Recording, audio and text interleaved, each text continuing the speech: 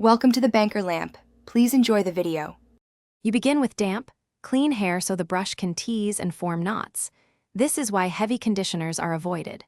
Section into 1 2-inch parts and secure clips so you can work methodically. Take the natural bristle brush and a pea-sized amount of beeswax or locking gel to each section. Apply sparingly to encourage grip, but avoid buildup. Once done, roll the wrist while brushing toward the roots to encourage swirl formation and initial matting. You now develop the core by brushing in firm circular strokes toward the root to encourage tangle concentration. This creates the initial knot that becomes a dread. Once a nub forms, palm roll it between your palms with moderate pressure to compress fibers and align the hair, doing this daily for a few minutes speeds locking. Then alternate. Brush to encourage new tangles, palm roll to consolidate.